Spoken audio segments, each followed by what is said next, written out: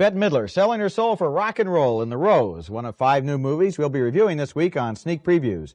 And across the aisle from me is Gene Siskel, film critic of the Chicago Tribune. And this is Roger Ebert, film critic of the Chicago Sun-Times. Now, including The Rose, Roger and I are going to take a look at 5 films, 3 that we both like and 2 that we split on. That's a switch from our last sneak previews where we both knocked all 5 films. A couple good films for a change. Yes. Right? In addition to The Rose, we'll be reviewing the basketball comedy The Fish That Saved Pittsburgh, a powerful new German film, The Marriage of Maria Braun, a profound documentary film called Best Boy, and now Roger begins with French Postcards. You know, Gene, it must have been only about 5 months ago on this very show that we made the pleasant discovery of Breaking Away, the funny and warm movie about college kids growing up in Indiana. And now I think we have another movie like Breaking Away. This must be a lucky year. You think it's good. I don't. Okay, we disagree. But anyway, the movie is French Postcards. It's about a group of American students spending their junior year abroad in Paris. The ways of the French are a mystery to them when they arrive, and for that matter, these Yankee undergraduates are certainly a mystery to the French. French Postcards follows 3 of the young American students, their courtships and their romances, as they try to decide if spending a year in Paris is for them. And for dessert, how about a chainsaw? Those 2 students attend an exchange college, which is eccentric and just a little bit wacky. One of them gets a crush on the beautiful young lady who runs the school, and she sort of falls for him, too, especially since she's fighting with her husband. And that leads to the classic scene of her husband arriving home a little too early. That was Marie-France Pizier as the passionate schoolmarm. She's one of the most magnetic of the newer French actresses. And French Postcards has a lot of fun watching its American and French characters clash in language and culture. There are times when their entire educational experience seems reduced to complete chaos. At the end of their junior year abroad, the Americans may not have solved the problems of the world, of life, or of love, but at least they're definitely ready for senior year at home. I'm surprised at you. What do I do now? I think this is more like the Hardy Boys go to France. These kids are, I don't know where they come from, a television situation comedy or something. These aren't lively American kids that are over there trying to discover things. They're looking around in the streets, some kid talking about not going to Italy because he might lose his ear. It's a juvenile script with these stereotypes of French women who are already ready to jump in the sack with any American man or boy. Marie-France Pizier is a stereotype of the French woman. I'm all in favor of stereotypes, but... No. These kids are not supposed to, it's not a realistic film. I mean, it's not really what it would really be like to live for a year in Paris, but they have fun. They have adventures. They learn a little bit about love. They buy a few records. They eat a few pizzas. What's wrong with that? Well, that's just not my idea of a strong movie. In other words, when you say it's not a real tough picture, you know, we get into this argument a lot. You tend to like the lighter stuff. I like the tougher stuff.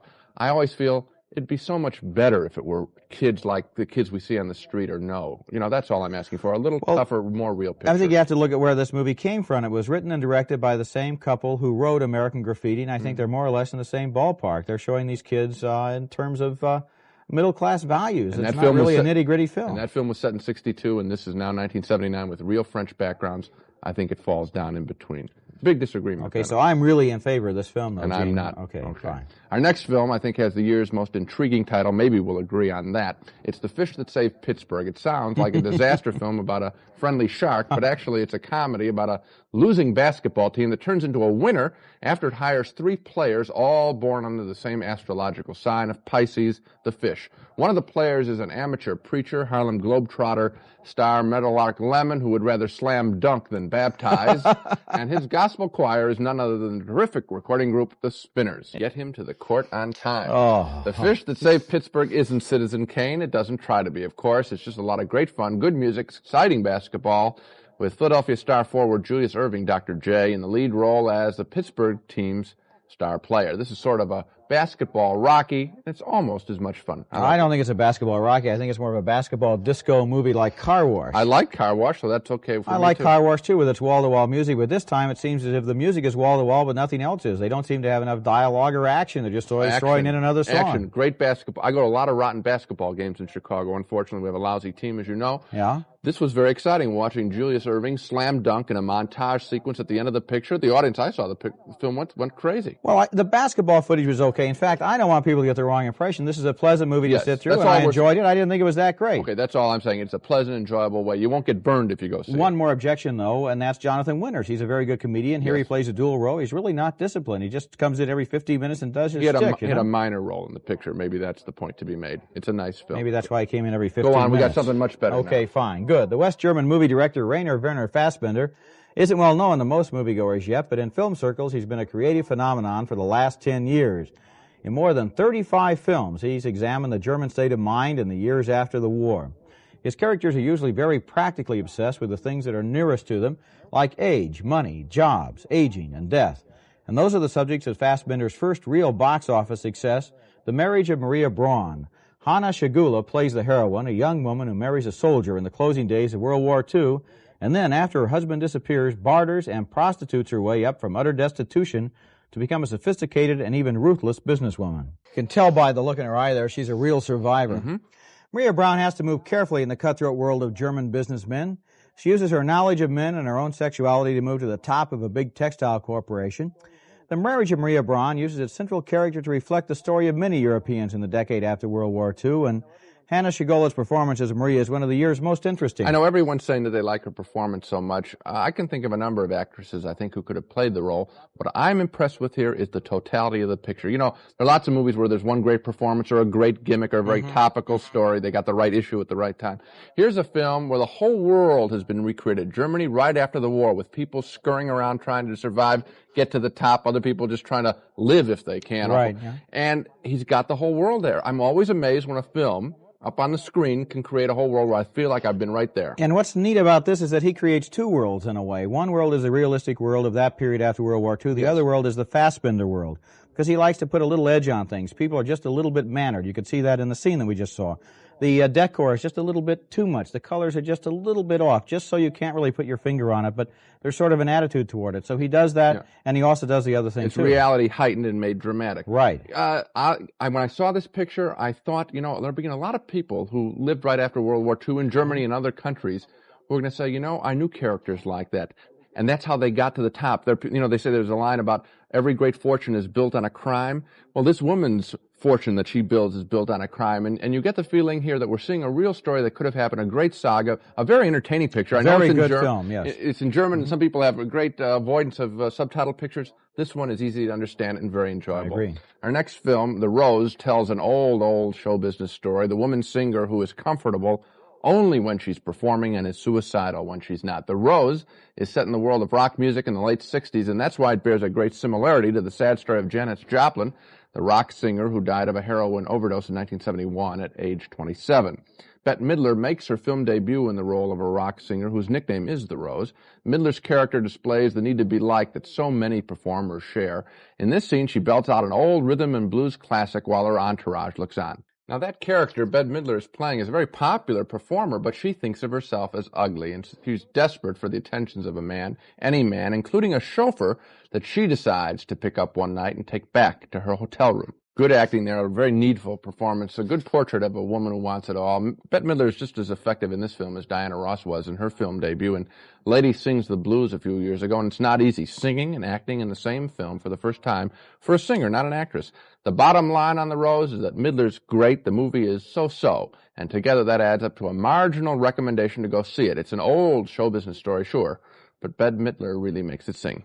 Here's where we don't have much of a disagreement. I'm really pretty much in agreement with what you just said. She is good. The movie is nothing new. The songs are nice. It's not too insightful, really, beyond the bottom line that she's got too many drugs and booze in her system, and she's a suicidal. Yeah, you know, I wish in a way, if I have a criticism, that the picture was a little rougher. It's dealing in this rock world. I think people do wonder why these people who make millions of dollars every year can't somehow seem to hold it together. You know, the poor working man on the streets somehow manages to do it. Why can't they? It's really tough having to make that Learjet, right? But some people walking out of the movie say it's too much of a downer. Gee, I wanted more of an up film. I don't agree with that. How can you have an upper about a movie that's basically, no matter what they say, based on the life of Janis Joplin? Sure. But we'll say the bottom line again, Bette Midler makes it worth seeing. Okay, let's move on to a film that both of us really want to recommend to you on this show. Most of the films we review on Sneak Previews are films that are playing right now in theaters across the country. The next film doesn't fit that description. Gene and I want to review it anyway because it's a very special film that has been a big success this autumn at the Toronto, New York, and Chicago film festivals, and we want to alert you that it might turn up unexpectedly in your town. The name of the movie is Best Boy, and it's a documentary by Ira Wall about his 52-year-old cousin Philly. Philly is mentally retarded, and the film follows him for 3 years as his elderly parents reluctantly realize that someday he'll have to learn to take care of himself. In a key scene in the movie and in Philly's life, filmmaker and narrator Ira Wall talks about taking Philly out of the house. Best Boy deals with the serious subject matter of mental retardation, but it's not a depressing film. Philly himself sees to that. He's a special person, cheerful, outgoing, and the love of his parents shines through. And because Ira Wall was not only the film director, but also a trusted member of the family, there are scenes here that another director might not have been able to get. Scenes of confession, of despair, of grief, also of hope and joy. Philly's progress is small. He learns to leave his home and join a daycare program. But it is progress, and we leave the film feeling very good about human nature. I'm going to make a bold statement. This is as enjoyable a film as I've seen all year. I love documentaries. I always see made-up drama movies, always trying to get real. This is the real stuff. It's terrific. You make it seem like a real pleasant experience a little bit, and I think it's a tougher film, maybe. The parents keep this kid in the house. Maybe they're ashamed of him. That's why he's 52 years old and he's still quite retarded. It's a tough story. It's a story of a liberation of a spirit, of a human being. The filmmaker takes him out of the house for the first time in a long time, and it's a great moment. It's a real growth of a personality. And that's the thing. When you see this film, you have that spine-tingling realization that this is really happening. This is not some story like Charlie. This is really the story of a guy named Philly. And the problem with a film like this, a documentary of any sort, is getting it distributed. Now, it's had a lot of success at the various film festivals. It might get distributed in some of the big cities. Might play for a week or two or a month. Audiences who see it really do like it.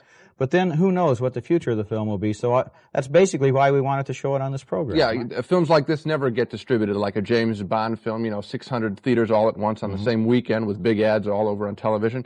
We're hoping by saying how much we like Best Boy that it'll get played in theaters where you live. Well, now look who's here, Gene. It looks like our old amigo Spot the Wonder Dog, who jumps into the balcony to introduce the dogs of the week, the movies we think are so bad they ought to be cut up to make ukulele picks. Well, we could have a whole band with the films we got today. My dog of the week is a fish. Actually, a whole bunch of fish. Killer Fish is the name of the movie. It's about a bunch of treasure hunters who discover a pile of emeralds, and to keep everybody honest, the leader of the gang hides the jewels in the bottom of a lake. He's secretly stocked with piranhas. Now, when his buddies get greedy and try to jump in the lake to try to get the emeralds ahead of him, the film's cardboard fish attack the crook's pants legs. Now, that's hardly the stuff we associate with a deep-sea thriller, so Killer Fish is more of a movie about pests, get off my leg, than an imitation of Jaws. Really sounds like it's got a lot of bite, Gene. My dog this week is the Tong Father, and you can guess from the title that it's a cross between The Godfather, The Tong Wars, and that reliable old standby, Kung Fu. Sometimes I wonder if they didn't just make one lousy Kung Fu movie a long time ago and released it under 100 different titles. The battles always look the same, the plots are always the same, and the karate chops always sound like somebody's attacking an Ohagahide sofa with a ping pong paddle. In The Tong Father, law officers are after the evil heroin dealer Mr. Ting, who runs the waterfront and spends most of his time practicing slow-motion karate on his girlfriends. Ting challenges them to a game of poker, and they lose, and everybody chops the table in two. They look tough, but I don't know how far they get in Las Vegas. Not very far. So much for the dogs. Now to recap our reactions to the main movies on this show. Roger and I disagree strongly on the American Teenagers in Paris movie, French Postcards. Roger found it tender and funny. I found it full of simpering stereotypes. Roger says, yes, go see French Postcards. That's why there's a yes next to his name. I say no to French Postcards, rated PG. And we disagree on The Fish That Saved Pittsburgh, the basketball comedy. I liked its mix of basketball and pop music. I say yes. Roger thought there was too much music and not enough story. He says no. We agree on The Marriage of Maria Braun, the post-World War II German film about an indomitable woman. We both give Maria Braun an enthusiastic yes. And we give a pair of qualified yeses to The Rose, the Bette Midler as Janis Joplin film. She's great in an old, old story. 2 yeses for The Rose. And 2 strong yeses for Best Boy, the documentary film about a retarded 52-year-old man. Watch for this film if it comes to your town. It's very special. 2 enthusiastic yeses for for Best Boy. So I guess I don't even have to repeat. We think Best Boy is a good movie. We hope it gets distribution. We don't know if it will or not, but keep an eye out for it. And don't right? forget Marriage of Maria Braun. This is if you don't like foreign films, this is one to see. It's easily understood and a beautiful film. Very good. And The Rose, we also give 2 yeses to with Bette Midler. Absolutely. Right. So that's it for this show. Next time on Sneak Previews, we'll review 5 more new movies, including The Prize Fighter, a comedy starring Tim Conway and Don Knotts, The Stud, a sex farce from England, and Wise Blood, a melodrama about one man's search for redemption. Until then, see you at the movies.